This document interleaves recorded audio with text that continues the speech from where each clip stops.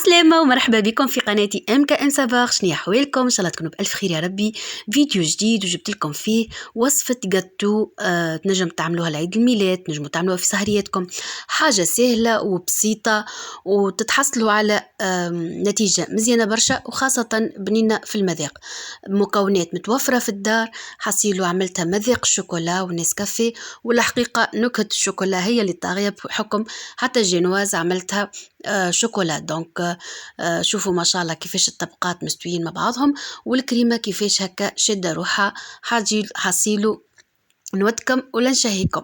يلا ما نطولش عليكم ونتعداو ديريكت للروسيت بتاعنا. باش نبدا بالكريمه، عندي 4 اصفر عظم ديجا انا عندي حاضرين، زدت معهم كعبة كاملة، يعني 4 أصفر بيض مع بيضة كاملة، وطيبت لهم سيرو عملت 150 جرام سكر، يعني 6 مغارف كبار ما يقارب، المهم 150 جرام سكر عليهم 6 مغارف كبار ماء، ومغرفة نسكافيه، وخليتهم يطيبوا على الغاز معناتها حتى وصلوا 118 درجة هكاك. المهم طيبت السيرو بالكدا، وبعد صبيته على هذاك البيض بعد ما ركزته، يعني توا باش نبقى نركز هكا بالكدا حتى لوين تبرد البول، البروا بتاع البول، ويبرد زاده الخليط بتاع الكريمه.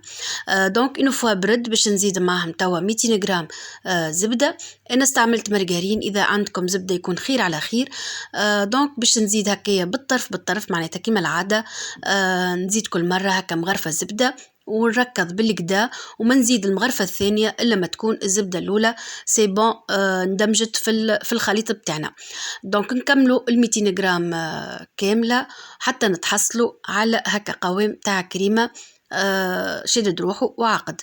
الحقيقة الكريمة هذه عملتها هكا من راسي، أما راهي جات بنينة برشا. دونك تو باش نزيد كاكاو باش نعطيها زيادة نكهة الشوكولا. زدت لأول مرة مغرفة كبيرة وركضتها، وبعد حسيتها ناقصة شوية كاكاو، دونك زدتها مغرفة ثانية. هذه المغرفة الثانية توا باش نزيدها.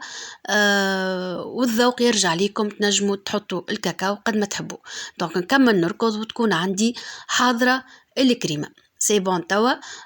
بالنسبة للجينواز راني حضرتها ديجا قبل، خليتها بردت وبعد قصيتها الكاتر ديسك. دونك الروسيت بتاع الجينواز استعملت اللي بالجيلك. تو نحط لكم الوصفة بتاعها، رابط الفيديو تحت الفيديو هذا في صندوق الوصف، نجموا ترجعوا لها وتلقاو الريسيت، راهي سهله برشا. دونك توا عندي كل شيء حاضر، الكريمه والجينواز. دونك باش نعمل المونتاج بحكم انها الجينواز بالجيلك، دونك ما نستحقش باش نسقيها جينواز طريه بالكدا. دونك باش نحط الكريمه وشويه بوفريوه هكا كتشخشيخ كيف ما تحبوا. دونك كيف العاده نعملوا طبقه بطبقه هكا، حطيت شويه بوفريوه وبعد باش نزيد نكمل الطبقات الكل. حبيت نذكركم إذا أول مرة تزور القناة ما تنساش تعمل سابوني وتفعل جرس باش يوصلك نوتيفيكاسيون كل ما نهبط فيديو جديد.